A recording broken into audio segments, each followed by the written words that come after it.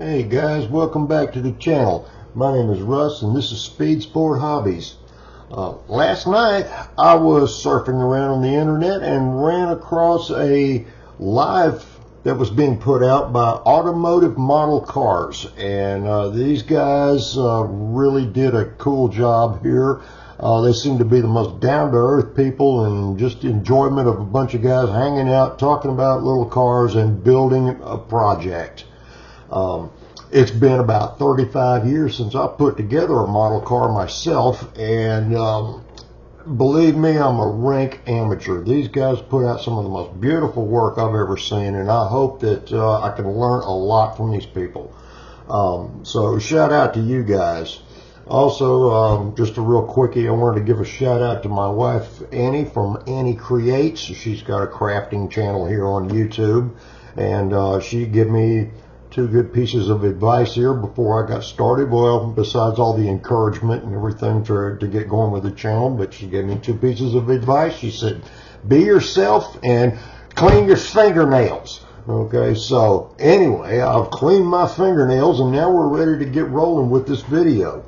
One of the things I talked about before in my initial video that I put out online to start with was I'm into all kind of little model cars of different things. One of the cars that I'm into, or one of the facets of the hobby that I'm into, is die-cast cars.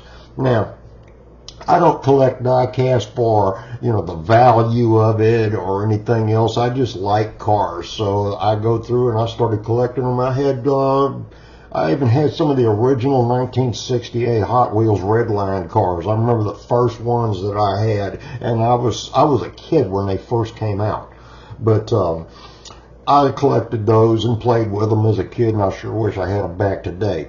But anyway, I'm going to start a segment here on my channel before I get into whatever subject that I'm going to be talking about on that particular video with a die-cast car of a day.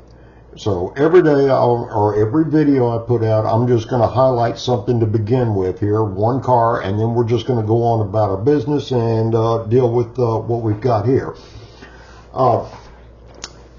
It started with me back in the very late 90s, I guess. One day I was in a grocery store walking around and went around getting all the shopping stuff done and cleared an end cap around the end of the aisle and hanging on the rack right about eye level. I never paid attention to cars. I just saw little Hot Wheels cars hanging everywhere, but you couldn't miss it. I come around the corner of the end of the aisle, and right about eye level was my dream car. The 1970 Chevelle SS. I saw this, and even though it is just your basic run-of-the-mill Hot Wheels, and if you look, it doesn't even have any kind of detailing really whatsoever, but it was the beginning of it.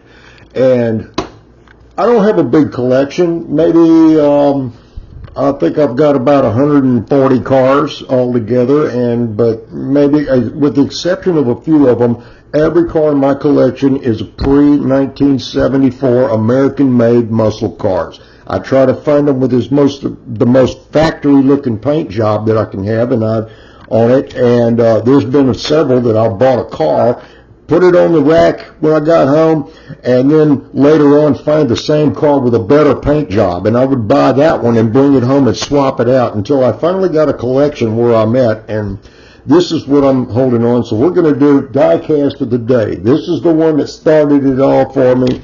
I know it isn't worth much, but I don't collect them for the value. You can always tailor your collections of any kind to what you personally like. And me, American-made muscle cars.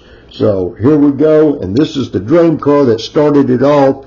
So this is my die-cast of the day. And actually, we are ready to get going with our video. So let me readjust back up here a bit. We're going to do an unboxing today. This is going to be the one that I'm going to have to work on here to start with and try to get better as I go along. It's MPC 1967 Pontiac GTO. It doesn't say much about the car on the box. If you look over here, you got some photos of it put together as is. See that it's molded in white. How about that? Skill level 2. Paint and glue required. Who the fuck? Okay, our car model. Well, back when I started building models as a kid and going, that's what I thought you did. You put it together as the instructions showed and you painted it, and that was it. Okay, and I realized that you guys out there really think out of the box. You put so much detail and effort in your cars. I only hope to be half as good as any of you out there. But anyway, it's going to be a journey, and we're going to open this up now. I've already taken the plastic off of it, so we're going to take a look and see what we got in here today. All right. And that's the body. The main chassis and the bottom. I'll tell you what. Let's see if we can open some of this up here. I'm going to have to do it eventually, right? Alrighty. There we go. Okay, 1967 Pontiac GTO. Rear seats have got the seat belts molded into them. Center console right here.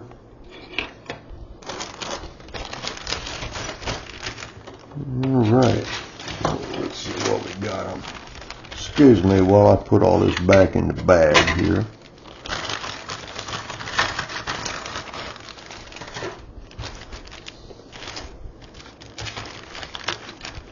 Alright, we got, oh looky here, we have two different hoods.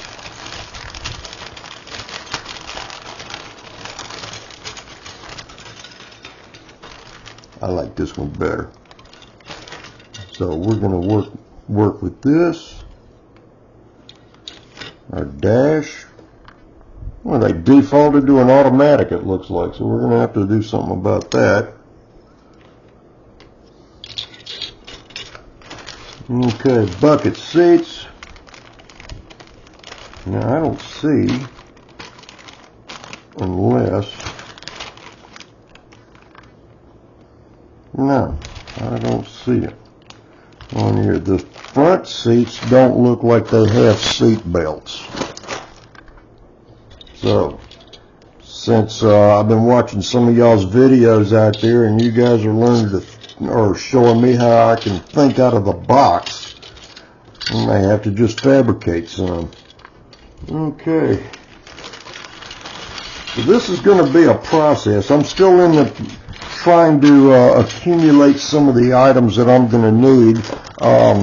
Give a shout out to Grandpa Mark's Hobbies. If you guys haven't seen his 67 or 68, I'm sorry, Dodge Coronet that he put together, he listed everything that he used on that, and I started doing some searching and filling the Amazon basket.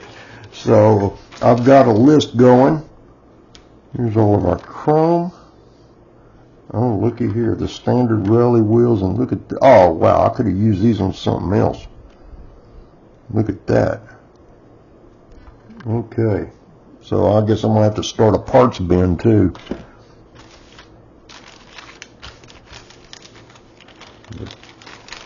But this is going to be an adventure, and I'm going to give periodic updates as I go along with it, and we will be starting to build. Let's see what we got in here.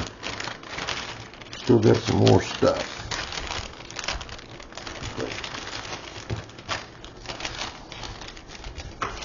Okay. And the glass pieces. Got some tars. What kind of tars we got here? I can't read them tires. Goodyears, look at there. Okay, so we got some Goodyear tires for it. Axle pieces. Striping, look at there. I don't know what we're going to use that for. We'll figure it out. Okay, and last but not least, the destructions on here. So, all right. So, there it is, the 1967 Pontiac GTO. I had to do a little bit of looking on here. It says nothing on the box about it, but The car came with a 400 cubic inch engine, and the big one had the Rochester 4-barrel carburetor on it. So that's what we're gonna do. Okay, and Pontiac GTO right there. Like I said, we'll be getting started on this, and I'll be putting out a video here as I make progression on it. And like I said, I'll be mixing in some other stuff along the line. I know I got some RC things I want to talk about, and we'll just go on from there. Also, I said I'm going to be doing, and I'm going to make this a regular thing, is my diecast of the day, but I said I'm going to do one car a day, but I lied to you. Since we're going to be doing the 67 Pontiac, there's my 67 Pontiac GTO. Like I said, it ain't worth nothing as far as a collector's value, but hey, it's an American muscle car, so it goes on the box with the rest of them. Okay, and that's all I got for y'all tonight, so we'll be seeing y'all next video, and hopefully I'll be checking a lot of you guys out there and trying to get some inspiration from you. So thanks a lot for the things that y'all do, and I'm going to try to live up to some of y'all standards in. So until then, y'all be good.